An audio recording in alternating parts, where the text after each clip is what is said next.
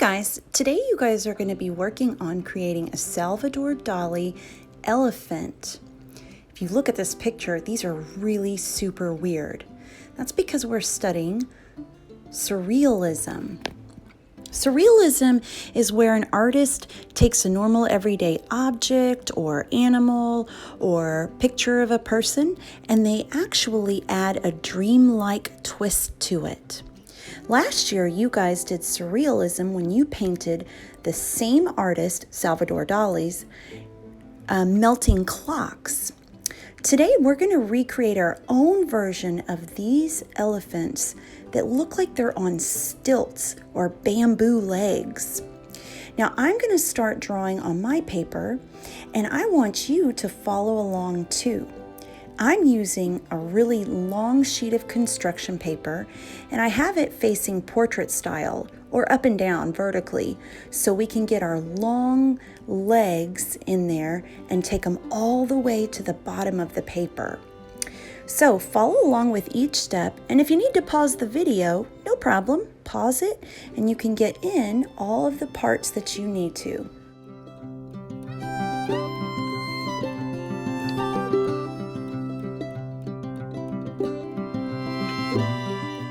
I'm going to start at the top left-hand side of my paper, but I need to leave some space for the elephant ears, about that much. So when you start drawing, start about there. Spoiler alert, I come in and change the shape of the head in just a minute. Now you're going to follow the video and step by step add in the pieces I do.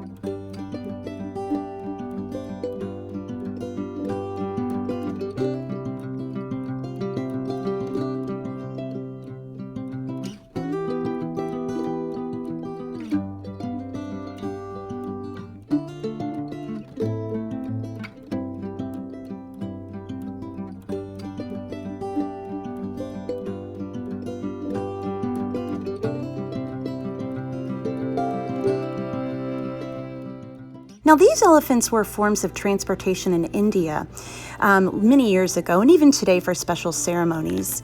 So if you were really wealthy, you might adorn your elephant with gorgeous fabrics that were jeweled. So I'm going to put a head wrap, like a sheer fabric, over this elephant here. And I'm going to add in some small jewels, just with little circles, and some fringe. Also, kind of like how we ride horses with saddles or with blankets on the back, they would have done the same thing back then. In Salvador Dali's drawing, you see these huge, weird triangular shapes on top. They had these special baskets that you could sit in and ride. Here I'm going to put a gorgeous blanket fabric right here. Now, after I add in the fringe on this, you can decorate it the way you want. Wouldn't make it too detailed. You'll notice that I'm drawing a line behind the elephant. This is the horizon line. Right now our elephant looks like it's floating on the paper. We need to show where land is so it looks grounded on our sheet of paper. So a horizon line. Next, you're going to see me adding two weird lines coming off from the feet. These are going to be shadow lines because the long legs are going to be casting a shadow across the paper. And in a minute, I'll show you how we're going to make it look shaded. Don't shade them in. We don't want any shading on this paper.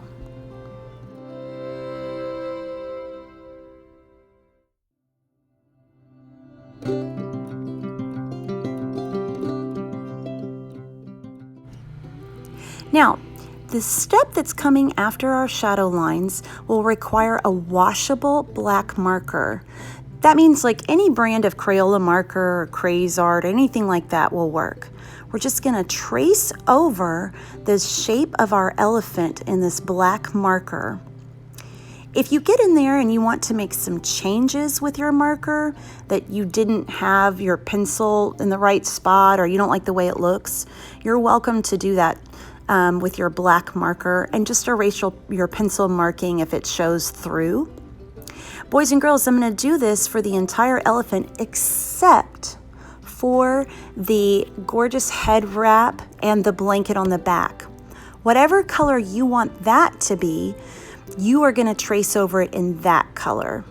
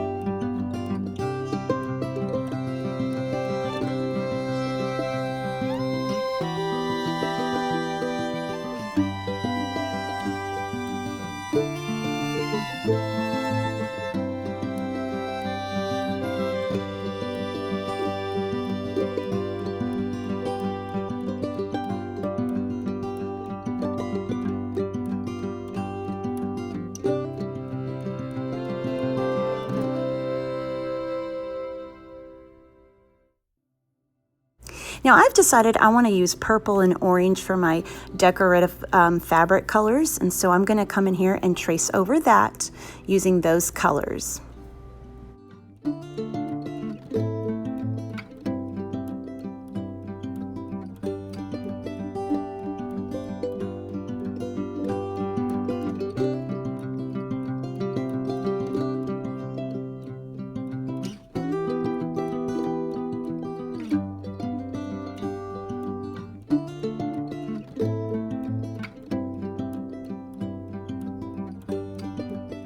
Just erasing any stray pencil marks on my paper. Now you're going to need to take a cup of water and a paintbrush, preferably a small paintbrush. you're gonna very carefully dip your brush into the water, and you're literally going to trace over your marker that you drew, your marker lines that you drew. What's going to happen is this washable marker is going to start to bleed, and it's going to make the lines not nice and neat, but kind of blurry. It adds this amazing effect to your elephant. And you'll even, with the black marker, start to see all of the colors that are combined to make black. And you'll notice that right off the bat, I have some blue showing. And then later on, as it dries, you'll see lots of other colors. Do this with your whole elephant, and also do it with the parts that are like my purple and my orange. I'll do the same thing there. Don't add too much water. You'll see later on that I get a lot of water on one of my legs, and it kind of just ends up being blotchy and blurry. But we do want that faded look. We do want the color to bleed out.